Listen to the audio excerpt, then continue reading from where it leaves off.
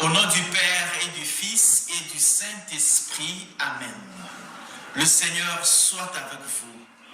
Frères et sœurs, nous célébrons le 20e dimanche du temps ordinaire, année liturgique D. Les textes qui nous sont proposés en méditation nous parlent du pain de vie, la nourriture pour la vie. Dans la première lecture, tirée du livre des Proverbes, au chapitre 9, versets 1 à 6, la sagesse, l'auteur sacré nous dit la sagesse a bâti sa maison. La sagesse appelle les gens. Venez manger, venez boire. Cette nourriture, c'est une nourriture qui donne l'intelligence. Parce qu'il dit les étourdis, passez par ici. Ne soyez plus étourdis. Donc celui qui demande cette nourriture, il ne sera plus étourdi, il ne sera plus insensé. Il sera sensé et intelligent. C'est-à-dire qu'il comprendra la loi du Seigneur. Cette nourriture-là, ce n'est pas seulement la nourriture qui donne la force physique, mais aussi la force spirituelle et le bien-être spirituel qui nous aide à marcher sur les chemins du salut. Et cette nourriture, c'est Jésus. Comme il se présente dans la lecture de l'Évangile, tiré de Jean 6, 51 à 58. Il se présente, il dit, je suis le pain qui est descendu du ciel. Celui qui mange de ce pain vivra éternellement. Et il le fait avec une formule solennelle. Amen, amen, je vous l'ai dit. Amen, amen, c'est une formule solennelle, une formule de révélation. Amen, amen, l'égohimin. Jésus introduit ce qui est vrai, ce qui est à retenir. Il veut dire notez, écrivez. Donc c'est ce qui est important.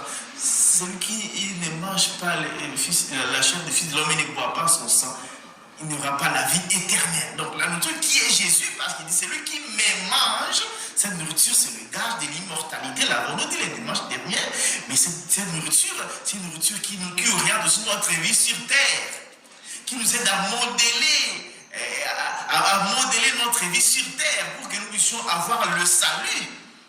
Donc cette nourriture qui est Jésus-Christ, c'est ce que nous l'appelle le viatique du pèlerin.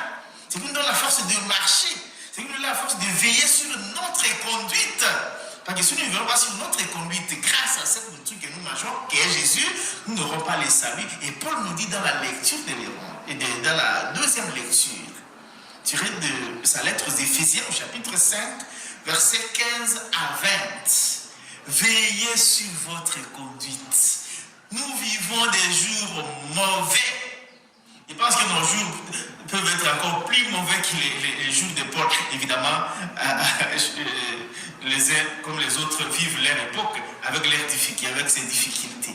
Les temps sont mauvais. Veillez sur votre conduite. Ce qui va vous aider à veiller sur votre conduite, c'est cette connexion à Jésus. Tu écoutes sa parole, tu manges son corps, tu bois son sang, tu as la force pour lutter contre l'esprit du mal qui domine le monde. Paul nous invite à veiller sur notre comportement. Il dit ne vivez pas comme des fous, mais comme des sages. Ne vivez pas comme des fous, mais comme des sages. Grâce à Jésus-Christ. Comment je mène ma vie, moi qui me dis chrétien? Est-ce que je n'imite pas le mal? Est-ce que je ne suis pas un copiste du monde? Est-ce que je ne suis pas la remorque du monde? Qu'est-ce que Jésus que je mange fait dans ma vie? Quel honneur je donne à ce nom de Jésus, à ce Dieu qui me donne sa parole. Et que le Seigneur nous aide à faire de cette nourriture notre vie pour nous orienter sur le chemin du salut et mieux vivre en ce monde. Parce que Dieu nous suffit. Comme le psaume dit, celui qui a connu le Seigneur ne manque de rien. Il se glorifie dans le Seigneur. Ne manquer de rien. Comment se fait-il alors que le psaume 103 dit celui qui connu le Seigneur ne manque d'aucun bien. Mais nous voyons qu'il y a des chrétiens qui sont pauvres matériellement. C'est-à-dire que selon la logique biblique et même des psaumes, le bien-être n'est pas le bien matériel. C'est pas le bien matériel, c'est Jésus. C'est Dieu, avoir Dieu, ça suffit. Et donc le reste, c'est superflu, c'est éphémère.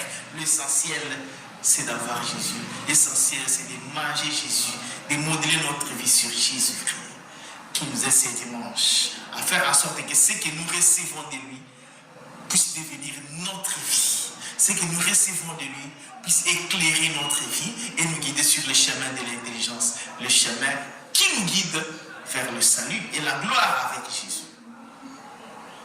Bon dimanche à toutes et à tous. Que Dieu Tout-Puissant vous bénisse et vous garde, le Père, le Fils et le Saint-Esprit. Amen.